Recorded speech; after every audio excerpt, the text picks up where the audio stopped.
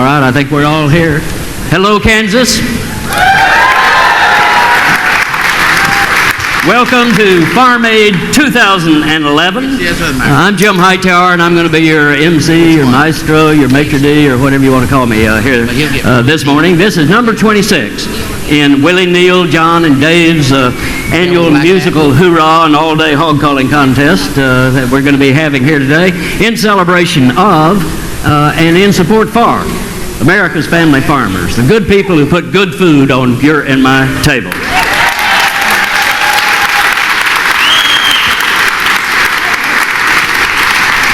This is the first one of these shindigs that we've had in Kansas. You know, a few years ago, some of y'all remember a guy named Thomas Frank wrote a book called What's the Matter with Kansas? I'm not sure he ever answered that fully, but nonetheless, we're here today to talk about what's right with Kansas. And what's right is your legacy of grassroots, family farm power, and your innovative leadership in America's burgeoning new good food economy. So it just makes me happier to flee at a dog show to be standing up here looking out at all of you farmers and eaters, you dreamers and schemers, you thinkers and doers, as we confront the powers that be on behalf of the powers that ought to be. Ralph Waldo Emerson said that genius, common sense is genius with its work clothes on. Well, you can see we got a stage full of musical and farm and food geniuses up here where we're going to have a conversation this morning on how we can all work together to raise common sense to high places. We're going to hear from each of them shortly, but first a little special treat this morning. From where we sit, we're within 2 miles of the National Agricultural Hall of Fame.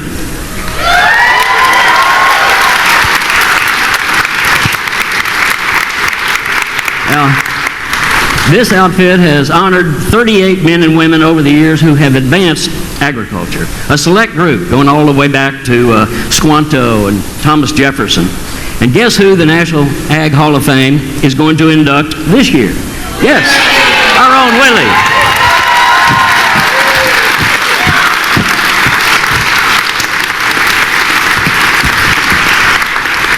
I think of Willie as a Thomas Jefferson in pigtails, don't you? Doesn't that fit? And I'm guessing Squanto looked a lot like that. Oh, I've never seen a picture. So, why Willie?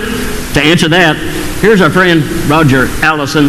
Now, Roger's a farmer who found himself in a heap of hurt back in the 1980s in that horrible farm crisis, almost on the brink of broke, the crisis that led to Farm Aid.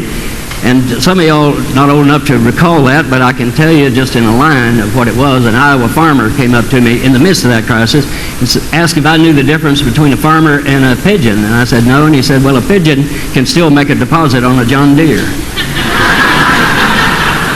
Well, Roger came out of that and founded the Missouri Rural Crisis Center, which is a terrific organization that continues to be a leader today. So I'll turn it to you, Roger. It's a great honor to have the privilege to talk to you about Willie Nelson. There are few people who have done more than Willie Nelson to support family farmers.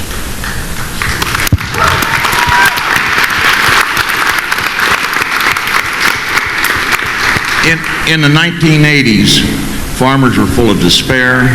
They were being foreclosed on illegally, losing their farms, their livelihood, their homes. Families were breaking up. Communities were closing down, and a feeling of hopelessness was in the air.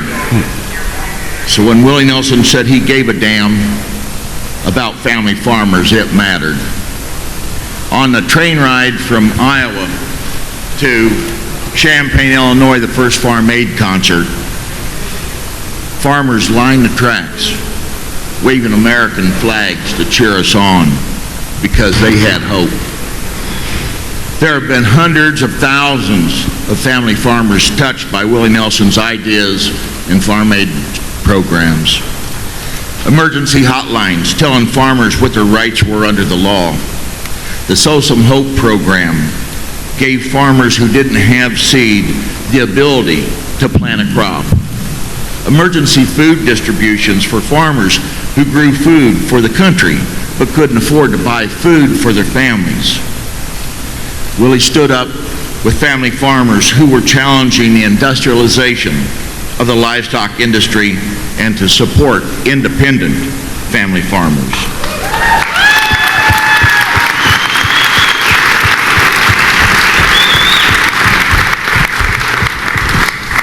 And all those jobs that they created. Family farms over factory farms.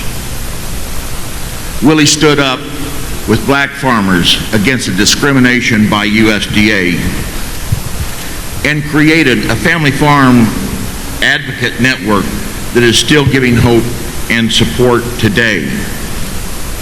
Now, including the good food movement and Farm Aid's role in bringing together the farmers who grow good food with consumers that want to buy good food. Willie, we love you, and we thank you.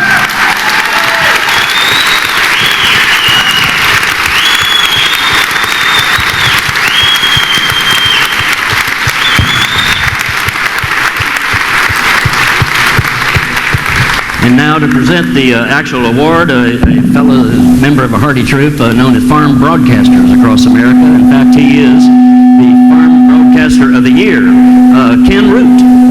Thank you very much, Mr. Hightower. Good morning, everyone. Friends of agriculture, fans of country music, and Willie Nelson. It is a pleasure to be here today and to be able to, on behalf of the National Agricultural Hall of Fame, make this recognition. Agriculture is the backbone of our society. It has allowed us to live here in the middle of this continent in this fine and fertile land that, although at times is somewhat tough and challenging. They say about Kansas and all of the plains, it's a wonderful place to live, except for about 6 days a year when Mother Nature tries to kill you. There are three things that have made our existence possible here in Kansas and across middle of America. And that is a government that recognizes free enterprise, land that holds fertility from which we can draw grass and crops. But the third element is the most important, and that is the people who were willing to risk their lives and dedicate their futures to turning the prairie into farms to feed themselves, millions in America, and millions more around the world. The family farmer is the backbone of American agriculture. They were men and women who gave all so that the rest of us could stand up straight, walk, and do what we chose. Now, from a little farm in Texas where our honoree grew up, to the grasslands of this state of Kansas, to Montana and the Dakotas, from the Garden State of New Jersey to the San Joaquin Valley of California, family farmers through the ages have led the way. All they have asked is to have the opportunity to make their livelihood on this land and to educate their children and offer them opportunities that they did not have. Recognition of agriculture's achievements was somewhat late in coming, but in 1960 there was a special act of the 84th Congress, and the National Agricultural Hall of Fame was chartered right here on the border between Kansas and Missouri on the banks of this flowing river. In the years that followed, the Agricultural Hall of Fame has selected, as was mentioned by Mr. Hightower, only 38 men and women from the hundreds who have been nominated. So this is a rare occasion. The last award was in 2006. We hope to increase the number of people because there are so many that need to be recognized, but each of these inductees has contributed to the success of American agriculture in some significant way. They've exemplified the initiative and the creativity that has made this country the largest agricultural producer. Willie, you will stand shoulder to shoulder with John Deere, an Illinois blacksmith who happened to come out with the first viable steel plow, with J.I. Case, who converted farmers from hand harvesting to steam threshing, with Luther Burbank, who was a horticulturalist who developed over 800 varieties of plants and revolutionized fruit and vegetable breeding. There have been scientists, statesmen, inventors, plant breeders, and humanitarians. One of those who follows the last two categories is Norman Borlaug, who was the father of the Green Revolution, who is the man who really is credited with saving 1 billion people on this earth from starvation because of his work in plant breeding of wheat and rice, and his ability to take those seeds and put them in the hands of farmers nationwide and worldwide. Now, Mr. Nelson, Willie, your work has been in an arena that is different than most all of these other people. Perhaps only inductee Senator Bob Dole was willing to take on similar conflict and controversy. For the last 26 years, you have voiced your support for the independent American farmer and their right to live and work in a fair and equitable manner, and we thank you for that.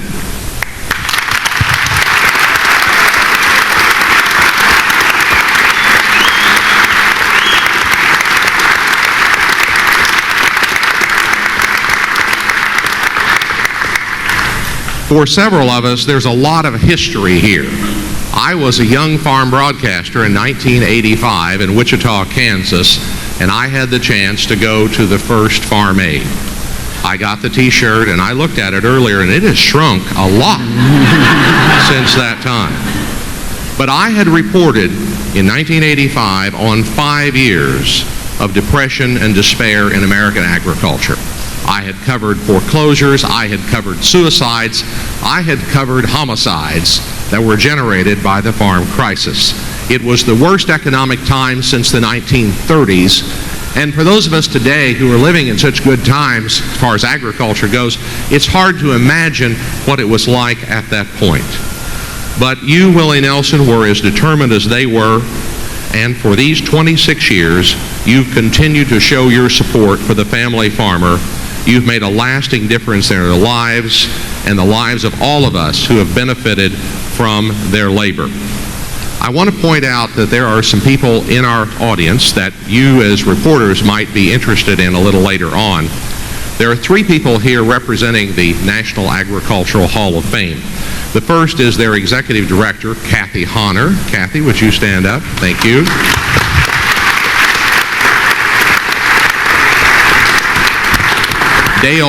Dale Warman, who is the president of the board of directors.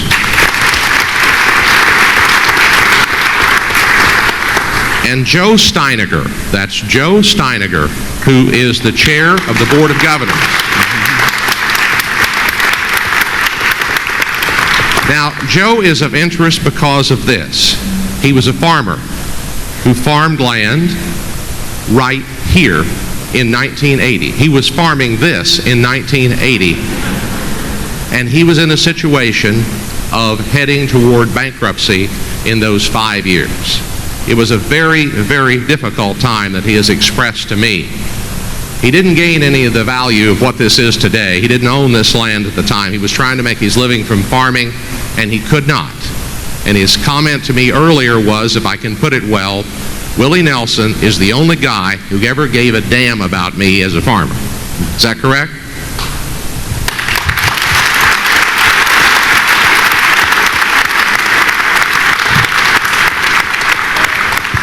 And so, with all of the things that have been done, with the same tenacity and determination as all of the people who have raised the crops, raised the livestock, and farmed the land, it is my honor, on behalf of the National Agricultural Center and Hall of Fame, which is just a couple of miles up here from here, and as a great museum, to show you the transition from animal power to machine power, I would like to present free in to the National Agricultural Hall of Fame to Willie Nelson.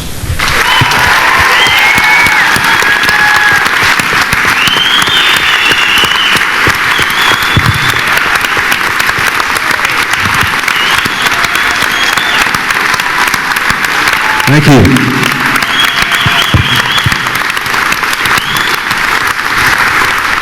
Thank you very much.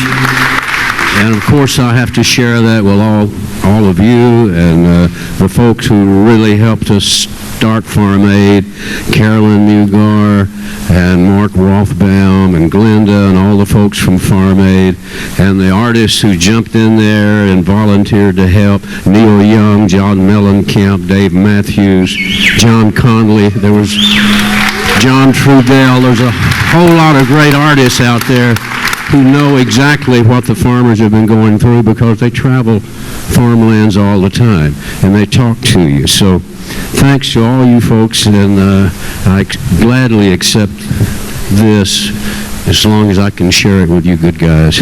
Thank you all very much.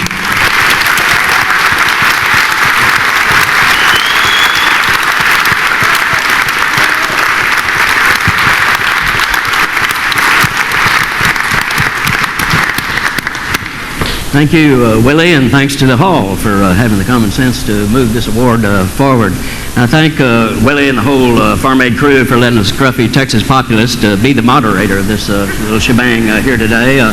Though in full consumer disclosure, I should let you know I'm not much for moderation, not when it comes to confronting the commodity traders and the Wall Street speculators, the Tyson tycoons and the Cargill conglomerators, the bankers, big shots, bastards, and bullshitters who run a roughshod over us.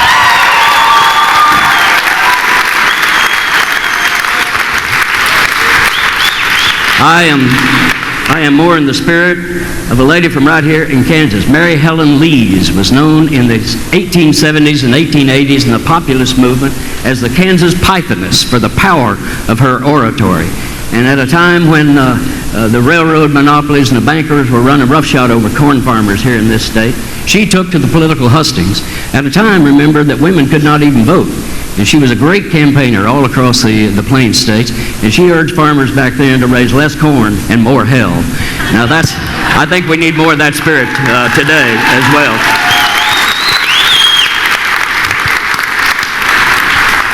And that's why I signed on to Farm Aid early. Much to the amusement of the people of Texas, I'd been elected agriculture commissioner down in that state, and we were sponsors of the second Farm Aid that was held in Austin, Texas. And we took that on because Farm Aid was raising hell and doing the right thing. Our politicians at the time saw the crisis, but basically turned a blind eye to it. They were as confused as goats on AstroTurf in terms of what needed to be done about it.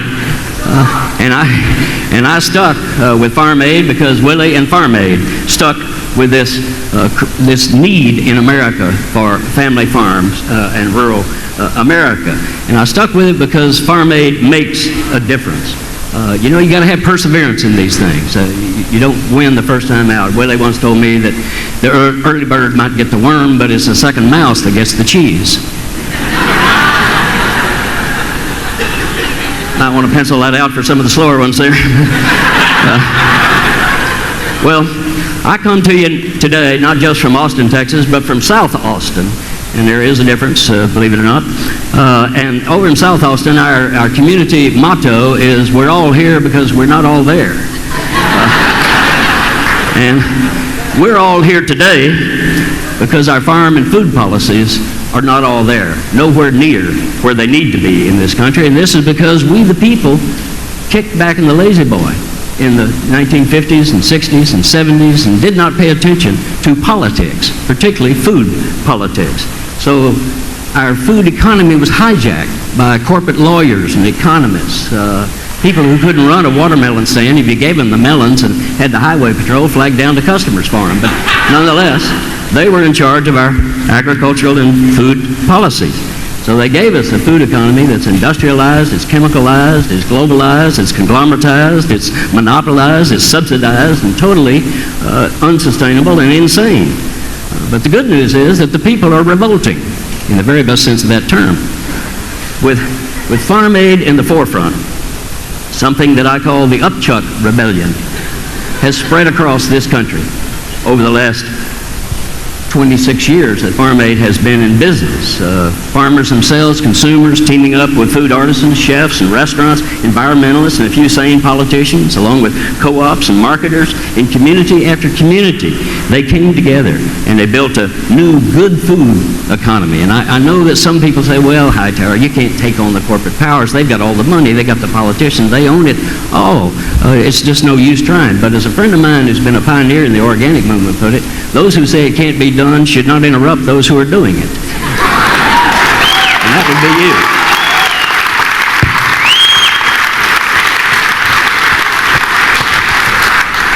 So Farm Aid has been one to bring these disparate communities and disparate interests, rural with urban, together to do something big. And I compare Farm Aid to a little hardware store near my home in Austin, Texas. It's a place not half as big as this room right here, but it's not one of those big box stores, but it's a great place. You don't have to buy the whole box of nails. You know, they'll sell you 2 nails if that's what you need. They'll say, well, what are you trying to do? Well, I'm trying to build this thing. And I say, well, let's pencil it out and see what you need. They'll loan you a tool. You can take a tool home and bring it back. And the slogan at Harold's Hardware is, together, we can do it yourself. Now, that's got to be our slogan, doesn't it? Because we can't do it ourselves, but together we can. So let's jump in here and chat with some of these people who are doing it, who are bringing us together to put a little progress in progressive again. Mike Callicrate will lead off with Mike here, right behind me. Mike is an independent cattle producer over here in Kansas, but also an entrepreneur, inventor, sustainability activist, and a free-range hellraiser. You know, my mama told me years ago, said 2 wrongs don't make a right, but I soon figured out that 3 left turns do. So, and that's the kind of thinking that Mike put to work to get around the corporate middleman that's blocking prosperity for farm families. So he's become a national leader in direct marketing. His organization, the Ranch Direct Foods, based in Colorado Springs, Colorado. I've been with Mike over there. In fact, you can taste it yourself here today, because some of his food is in the homegrown concessions today. So Mike, tell us what it was that kind of sparked you to make this leap from ranching to marketing. Jim, I didn't have an alternative. It was my problem. Back in the early 90s, I was really starting to work a lot on this concentration consolidation, lack of a fair market, abusive market practices by big packers. And really since those first Farm Aid concerts, things honestly haven't got better in the concentration consolidation arena. It's become more monopolized. And we felt like there was 3 ways to address it. We could litigate it, we could legislate for a better food system, and we could come up with alternatives. And so we did all 3, and I sued IBP in 1996 for anti-competitive practices, which is now Tyson. And we won the case. We won $1.28 billion in a jury award, and the judge reversed the jury, took the award away, and we got to pay Tyson's court costs. We not only won the case, but the judge took it away, and we paid Tyson's court costs, $80,000 in that case. So justice failed. Went all the way to the Supreme Court. The Supreme Court had either the Cattleman's case for fair markets before them, or the Anna Nicole Smith case, her Family Feud case. We're only going to hear one case, and you know which one they heard, Anna Nicole Smith's case. And so it's time to get after this alternative thing. And we started that in 2000 with Ranch Foods Direct. But I got to tell you, I was in Greeley, Colorado this spring. Secretary Vilsack was there. And I said, Mr. Secretary, I love the Know Your Farmer, Know Your Food campaign. I love it. And I love the talk about building regional and local food systems. I think it's brilliant. But honestly, Mr. Secretary, I don't see a lot of support for it. We have got to clear the swamp of the predators in this marketplace. I'm talking about Tyson. I'm talking about Cargill, JBS, Cisco, U.S. Foods. We have got to stop the predatory practices of these big companies.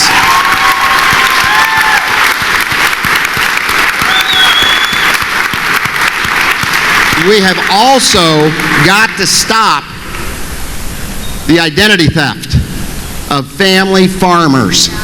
The identity theft. So all of these big food corporations want to look like you because they know that's what the consumer wants. Congressman, we need your help.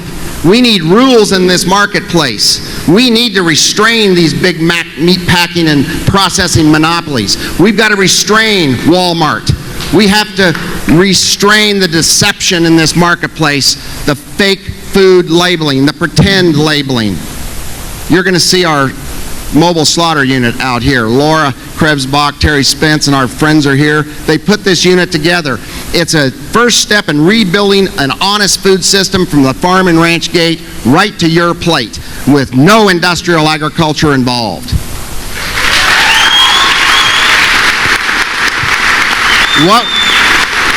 What we support prospers, what we feed grows. If you want family farm agriculture, you better make sure you're actually dealing with family farm agriculture, and you better support it. Ranch Foods Direct has been around a while. We've fought hard. We've fought a hard battle. We're still okay. We're still in business. We cut meat for a lot of other people who want to sell direct as well, not just myself. But I'll tell you, we're making some progress.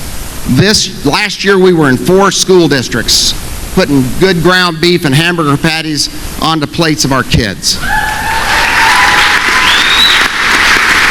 We're in about 110 restaurants, including the Chipotle's in Colorado Springs and the one in Pueblo. There is a possibility for Wall Street to do the right thing. Chipotle is the example.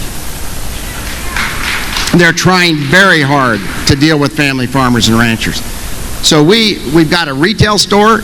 This is an indicator. We've got a retail store whose sales are up 30% over a year ago, selling good, real food to people in our community.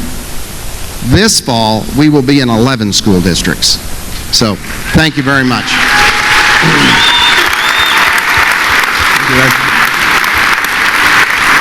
Thank you. Good job. I kind of didn't know which of our musical pals to turn to first, but I see Neil wore his red shirt, so it kind of stands out. So we'll start with Neil, our friend and Farm Aid co-founder. Oscar Wilde said, "Be yourself. Everyone else is already taken." I don't think you get more yourself than Neil Young.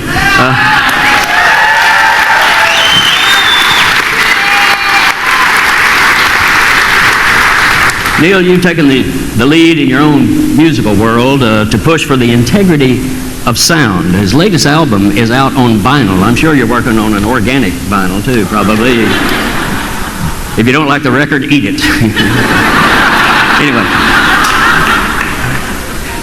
But in doing it, you're defying the industry barons and the tech bosses and the profiteers on behalf of the artists and consumers, the two logical ends of the musical economy, who are after quality. That seems kind of similar to what you're also doing with Farm Aid, to see if we can't stand up for the integrity of our food supply in this country.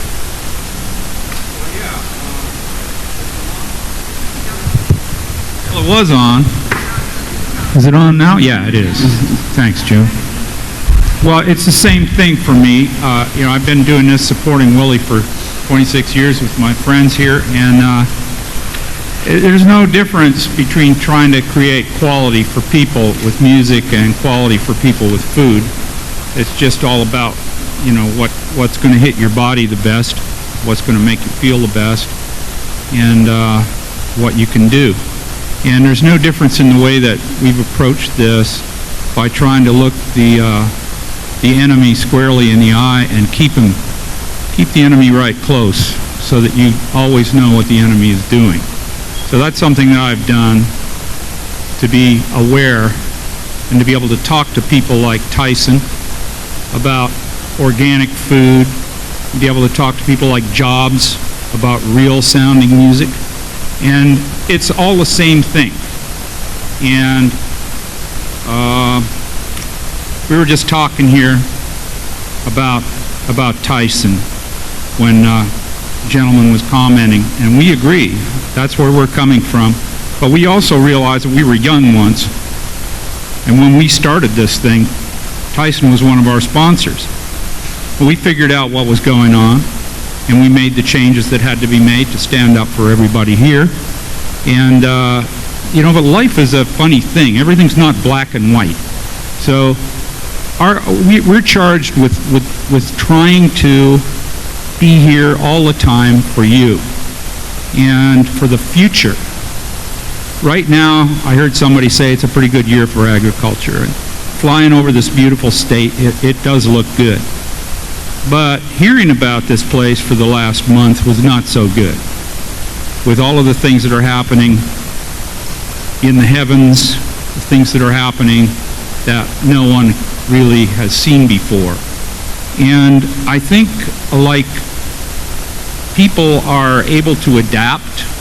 So things happen and we adapt. That's how we survive. But we're adapting and things happen, and as we go forward into the future, we have to be careful that we don't just keep adapting to the things that are going to happen if some of the people that say we're going to be in trouble with the climate and everything, if they're right. It's not an argument about if they're right or not. It's an argument, it's a thought about what are we going to do if they're right? How can we be prepared for the future? If they are right and things go south as far as the climate and the climate changes, we have to be together. We have to know how to deal with our seeds. What are we doing with the seeds to make the crops so that they'll still grow? And how can we defend ourselves against making our seeds all the same so that some predator insect will be able to wipe out all of our seeds? Because right now there are different seeds and everything's different, and it's hard for any insect to take on the whole thing. But as we modify and modify to protect the crops, we become more vulnerable. And this happens slowly over years and years and years, and we don't notice it. So that's just one example of something that could happen to us. So what I'm getting at here is that Farm Aid wants to be around for a long time. We need new blood. Just like the farms need new blood, we need to educate farmers and kids in school that being a farmer is a really good thing to do, and to have a farm is great. It's the future. Those are the kind of things that we need to think about going forward, and we need to keep doing this so that we always have this thing. We come together every year and we unify, and everyone says what the accomplishments are and what the challenges are. But it's really our charge to be there for you, and for you to be there with us, and for us to stay together, and for family farms and families to try to stay together and fight this and use that great spirit of the North American people, I can say that as a Canadian, to go forward into this as one, and really keep talking, keep working it, keep having fun with it. You always have fun with it, but your message is so clean. And, we need to do that. Stay together. So that's all I'm saying is let's just stay together and keep it pure if we can. Let's go forward and keep our food clean and pure and grow it together. Thank you.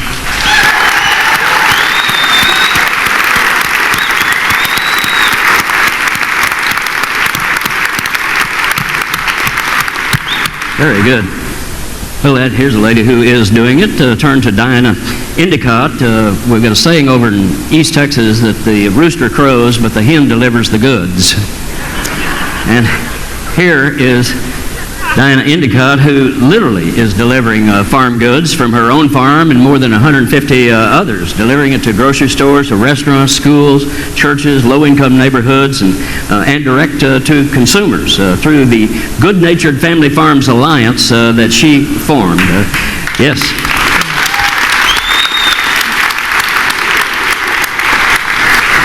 And the Italians have a saying. They say, "Cui bono?"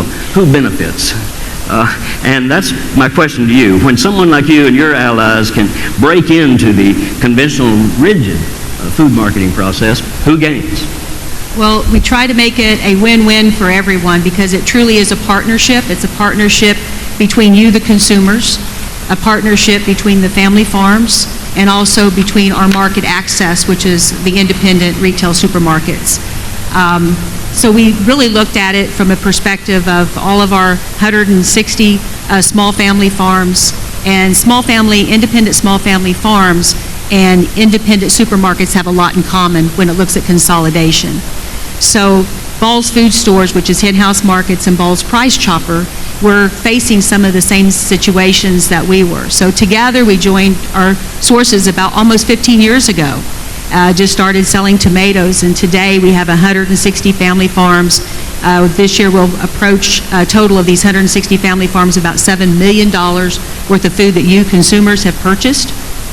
And so we hope to continue to grow, to keep our integrity and our quality and consistency. So that's what allows. Together, we're able to pull our resources together and allows us to have enough food to service the consumers, the quality, the quantity, and the food safety that you could get as a consumer just going in and shopping at the supermarket, because 90% of the food today is sold in the supermarket.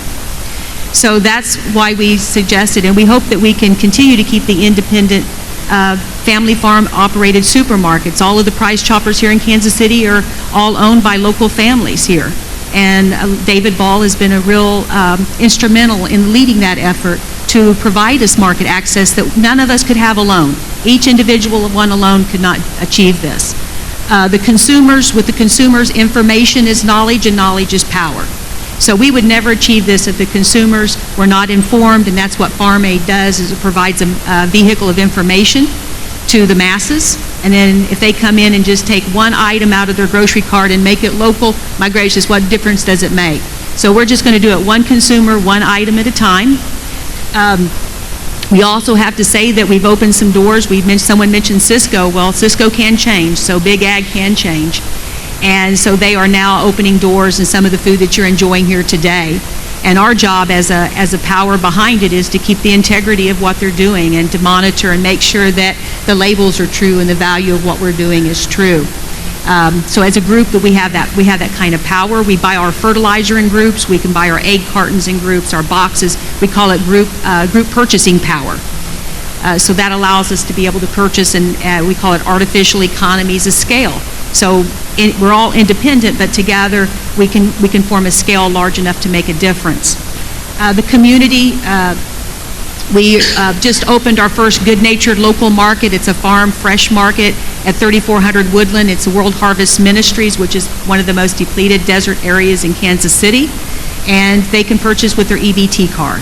So that gives us accessibility, affordability, and also accountability to our mission, which is to make food affordable and available to everyone, just not in the suburbia of Johnson County.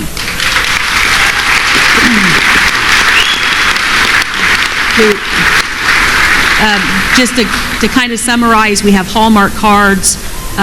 We have many of the institutions, Children's Mercy Hospital, American Century Investments, all of them come forward, and we do a workplace wellness CSA where we actually bring local farm fresh foods into the parking lots, and many of them support it through a payroll deduction. So that continues to grow, and that's one way to make food accessible and convenient for the consumers, because everyone's working more and more. So we just want to get our food there to you and make sure it's convenient. We just started the first Head Start Farm to School program, and we hope to revolutionize feeding local farm fresh foods to the Head Start.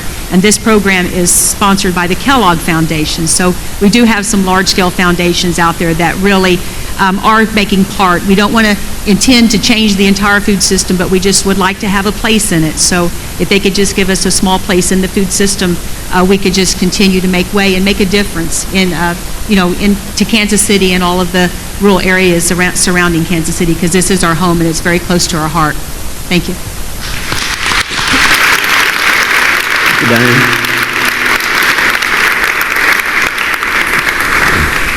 There's a John Mellencamp song that's a particular favorite of mine because it's got a lyric in it that challenges all of us. If you don't stand for something, you'll fall for anything. I think some of my political friends might need to have that sung to them. Too many of my Democratic pals seem to be weaker than Canadian hot sauce when it comes to standing up for family farmers and working families. No offense, Neil. They do have hot sauce in Canada. It's called mayonnaise.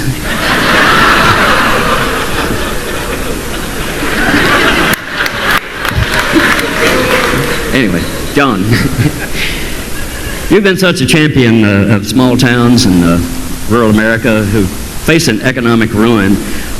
Give us some idea of the potential of family farmers to help bring a little prosperity back to these wonderful places, and do you see that happening as you travel around? Well, the first, thing that I want to, a big sweeping statement is that, you can't, there's no reward in this life for settling for something you don't want. And that's what I see this country doing, and I've seen it slowly but surely, we change by the men that we admire. And it's like Neil said, one of these days we're going to wake up and we're not even going to recognize this place anymore. We're not going to recognize the place that we grew up in. We're not going to recognize the place that was created after World War II. All of that is just going away. And so I just say, and excuse my language, these fucking politicians better do something.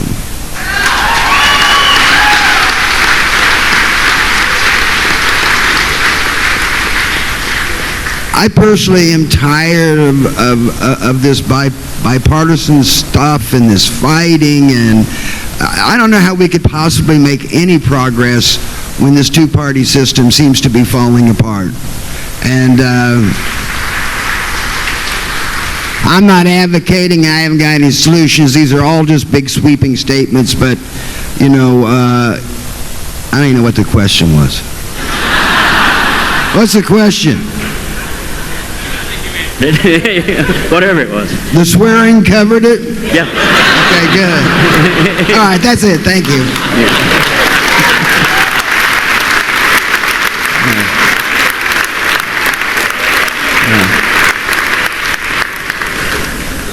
I think we're all with you on whatever.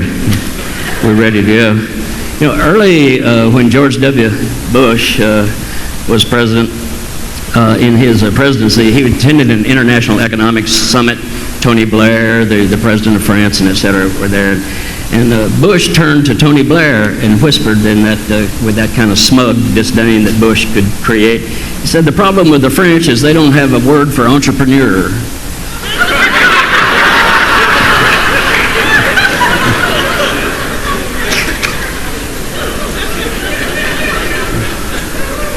By the way, Rick Perry is dumber than George W. Bush. Let me just make that clear.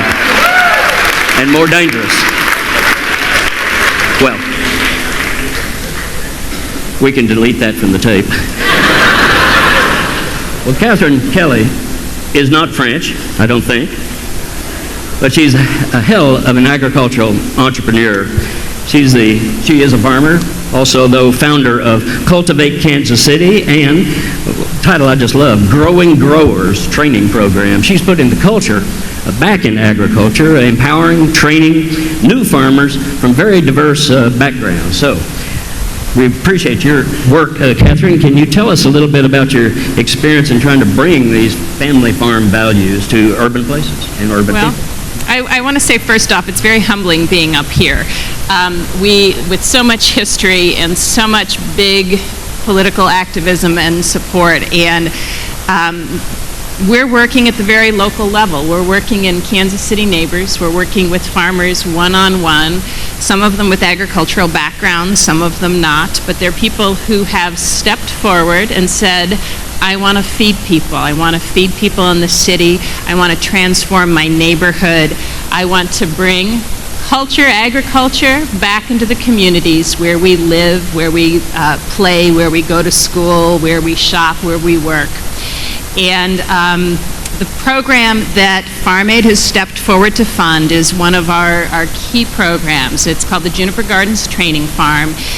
It's 9 acres, just a couple minutes from downtown Kansas City, Kansas.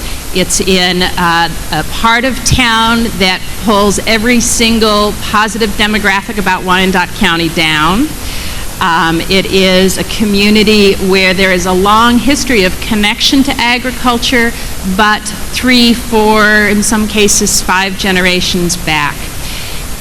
We are working there with refugees people who are new to the United States who come here often with agricultural experience. We're working with neighborhood-based farmers there, and we're working with them one-on-one to help them start small farm businesses where they grow food to feed themselves and their families, they grow food to sell to their community, they grow food to generate income for their families, and they grow food to feed the community that they care about and are becoming part of or have been part of since they were for some of our longtime Kansas City residents.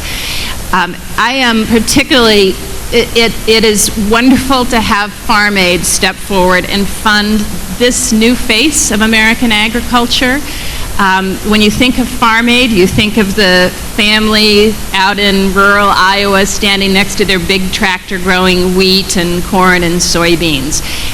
Farm Aid is also increasingly about the kinds of farmers that we work with, the people who are in communities working hard, growing food, and asserting how important it is and how important it is to the health and well-being of our communities. So I really want to applaud Farm Aid. I really want to applaud the artists who have led this. As we move forward into a new evolution of American agriculture. So thank you.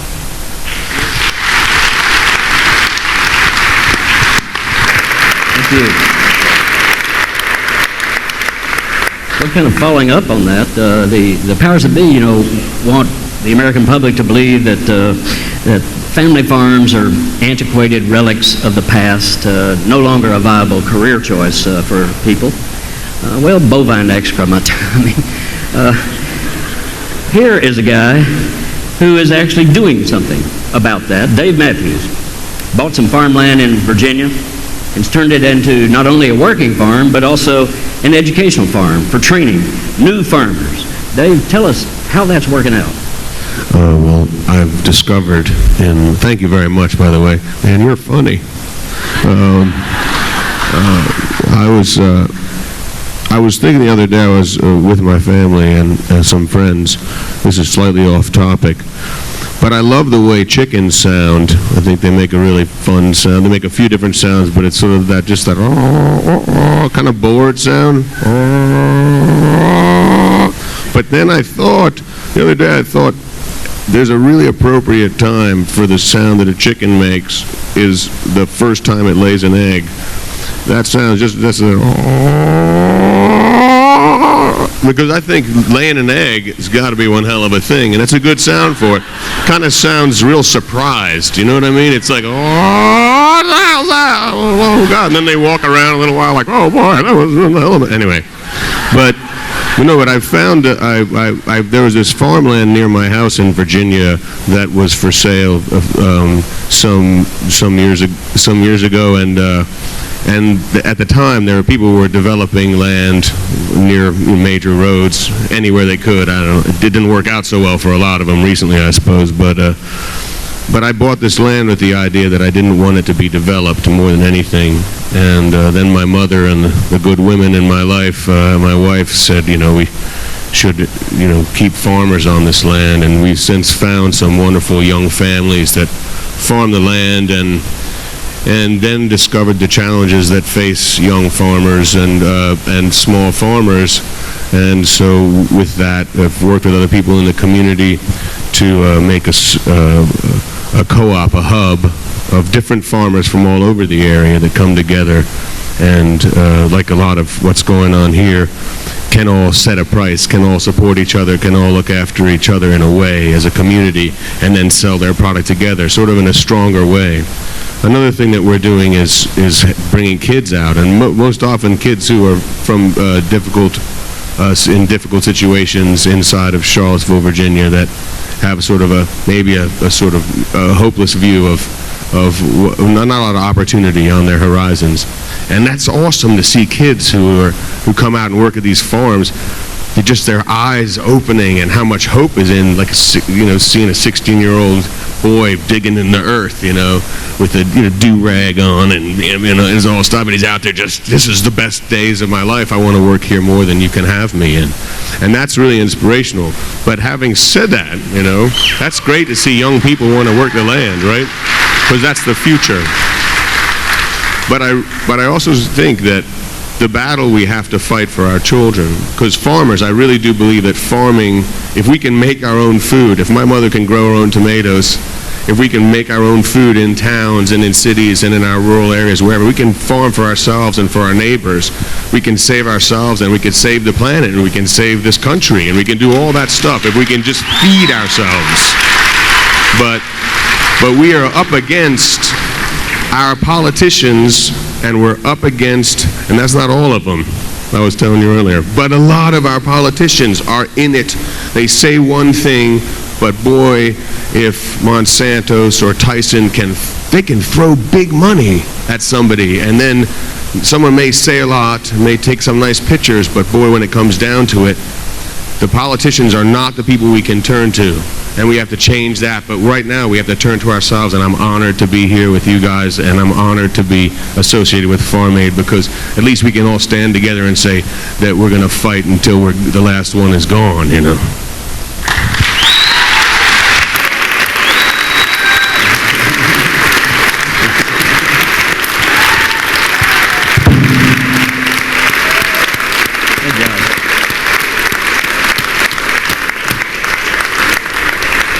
Well, his Hall of Fameness used to be known as Willie. Now we have to address him properly. Has said that Farm Aid started out to save the family farm, but it might well be that the family farm saves us, and that's what Dave was just talking about in terms of food. But it's also true in terms of green energy. So I'll ask you directly, Willie, did you roll in here today on green energy? What? Green energy. Yeah. Or we wouldn't have been here. Yeah, we're rolling with the right stuff, I guarantee you.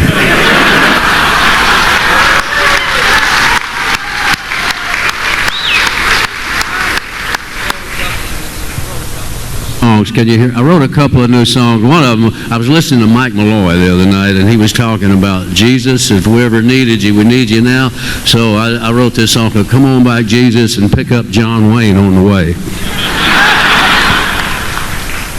And then I wrote Roll Me Up and Smoke Me When I Die. And I'm on a roll.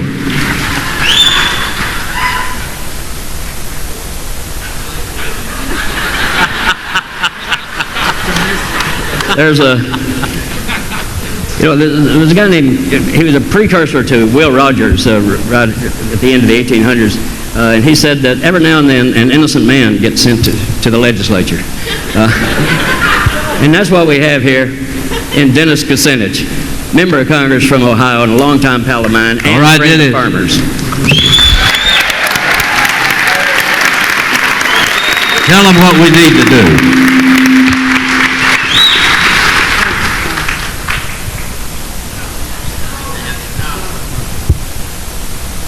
Are you on? No, I got one that works. Thank you very much, Willie. It's good to join you and John Mellencamp, Neil Young, Dave Matthews, and all the people at Farm Aid who, with Jim Hightower today, is making possible this very important program.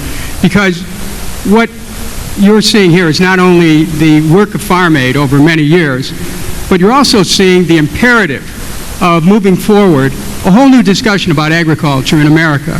The brother sitting next to me here, when you're talking about agribusiness, you're talking about the concentration of wealth that has been going on in agriculture. It's very interesting to listen to these numbers, Willie, because right now there's approximately 2.1 million farms, but of those farms, 90% of them have sales around 10,000 to 240,000, and they take about 20% of the production. But check this out. Of the farms, about 10% of the farms have 80% of the production. So what's happening over the years is that there's been a greater and greater concentration of wealth in agriculture in fewer and fewer hands. And if there was ever a time, using these numbers alone, but also being aware of the machinations on Wall Street, which have created banks too big to fail, and have created a situation where the United people of the United States are asked to bail out these banks, this is the time when we urgently need to break up the monopolies in agriculture. And that has to be done not by, it's unlikely to be done by legislation, but it has to be done by the Justice Department being ordered to look at the horizontal and vertical integration that's happening in agriculture that is actually strangling family farmers by increasing the cost of their input and also trying to manipulate the kind of inputs they need, where you have GMOs with Terminator seeds, putting farmers in a position where they're going to keep paying more and more for seeds every year rather than saving their seed. The whole nature of agriculture and food is changing. And this family farm movement, which Willie Nelson has been a driving force in through Farm Aid, is the one movement that has the ability not only to save family farms, Willie Nelson, but also to save the very nature of wholesome food itself. This is a fight that's worth fighting, and it's one that's worth fighting until we win. Thank you very much.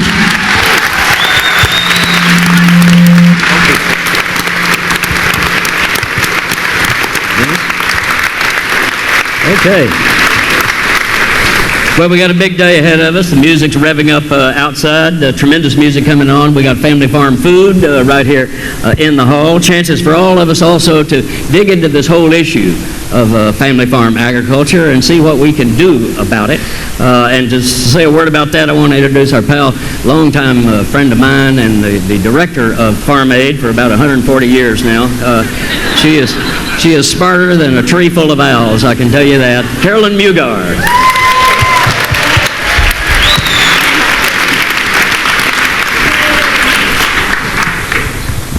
Jim, thank you so much. Everybody here in this room knows there's nobody like Hightower, and we know that through your example, it doesn't take a majority to do things. We are a force. Farm Aid is a force, and everyone here, we join with everyone here as a force, and that's what makes change in this country. It's the force of people, that's everybody in this room.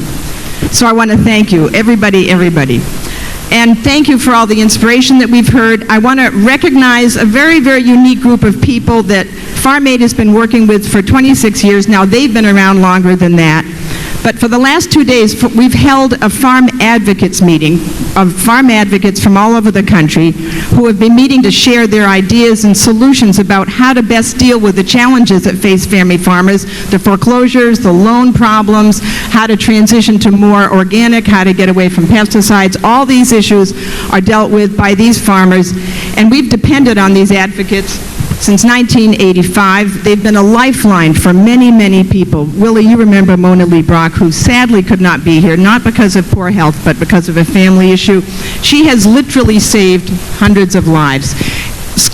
Benny Bunting, who's out in the audience somewhere. Benny has had a 90% success record of all the farms that he works with. He's worked with farms for years and years and finally won over all the various obstacles that have taken place. And Benny is an example of the Betty Pucketts, and I can go on and on. But I just want to say that a lot of you came out of having lost your farms yourself or almost losing your farms out of the crisis of the 80s. You often worked for no pay or very little pay. Don't ever underestimate them. Scott Marlowe with Raffi said, they seem like really nice, gentle people, but you don't want to play cards with them because they don't like to lose. And that's how they operate. So I want to thank all of them, and I wouldn't mind if all the farm advocates stood up for just 1 second. Just stand up and wave so we know who you all are.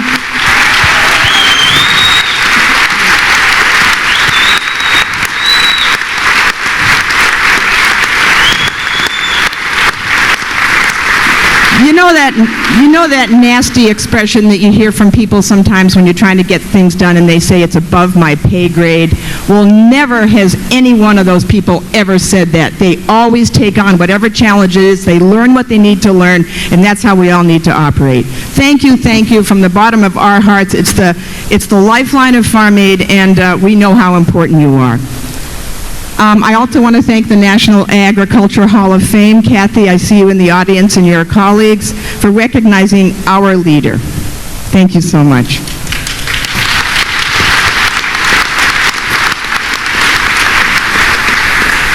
And I just want to mention one other person in the audience, an old friend of mine. I call her a friend. I have not seen her for about 23 years, but Margaret Ringer is the wife of a man who was a very important farm leader in the 80s, who was sadly killed in a farm accident. A trailer rolled plow. He was rolled over on him. Margaret brought up, and she is an example of the tenacity that we find in farmers, and that's one of the reasons it's so important to keep family farmers farming in this country. Margaret, you brought up 5 kids all on your own. You're now driving a truck. Where are you? Margaret Ringer, you deserve all of our...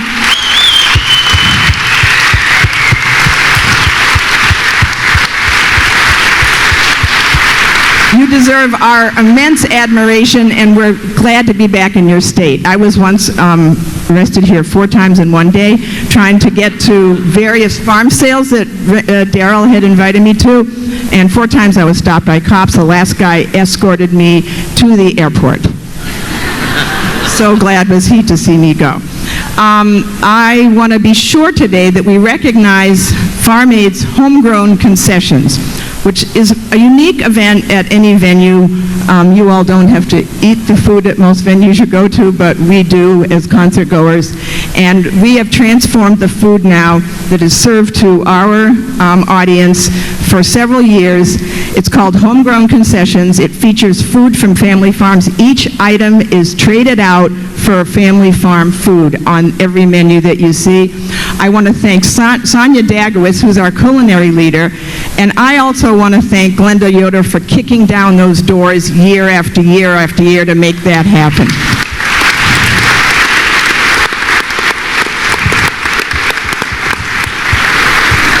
We've got Kansas wheat here today in the bread, and we've got Kansas raised beef thanks to Mr. Callicrate. This is also National Family Farmers Week, and we're celebrating that also. Farm Aid's own Youth Market Farm Stand is here today, staffed by local Kansas youth from the Front Porch Alliance and organized by our good friends Tom and Olivia from Grown, New York City. That's one of the leave-behinds we like to make when we go to a place, is to leave behind kids that are going to be able to put together farmers markets, youth farmers markets. Get your fresh peaches and berries for sure today. Please experience the Homegrown Village. Again, you all probably won't get out there, but we're going to take videos and show you what goes on. There's about 30 or 40 people that are displaying. You can meet family farmers. You can learn about healthy soil and healthy food, how to grow your own produce, how to preserve it. Tour a mobile meat processing trailer, the one that Mike tested on his own ranch. It's all it's experiential, no leaflets are handed out, and it's a lot of fun out there. Be sure to do that. It's bringing the culture in agriculture to everyone, as Mr. Hightower says. I also want to thank all of our amazing staff and volunteers and the production team who we've worked with for 26 years now. Chris Weathers, came up to me and he said, "Boy, you've got an all-star production team." We've got all-stars on the stage and we've got all-stars backstage, and we are lucky. We've been working with the same folks for 26 years and we love seeing them every year. Thank you all so much. I also want to thank very much. Every day we are thankful for our Farm Aid Board of Directors. I know that David Anderson is here and Mark Rothbaum and Paul English. Just give them all a wave, you guys, because we are very grateful to you all.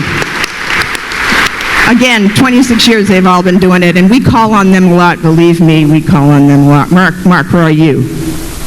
Well, he's somewhere, but anyway, I'm going to call on you. We're very, very thankful for the many companies that have backed Farm Aid this year. I'd like to mention Horizon Organic, who today issued its Hope Award to dairy farmers from Maine, Henry and Teresa Hardy, who run a 165-acre farm.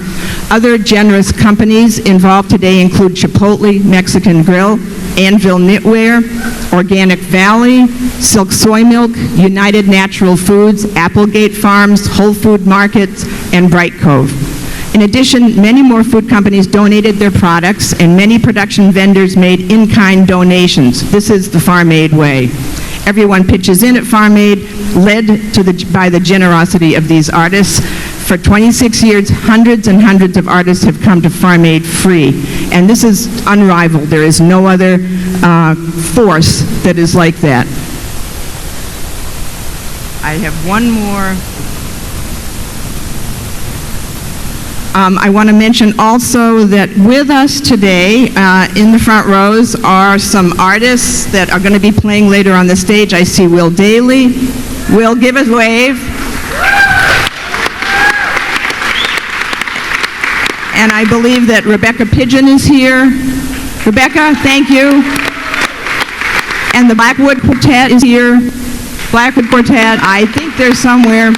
Hearts of Darkness, a local band, Hearts of Darkness, that we're dying to hear you guys play. I don't think Robert Francis or Jason Mraz is here. John, are you? Thank you. And John Trudell is with us again this year. John, thank you so much.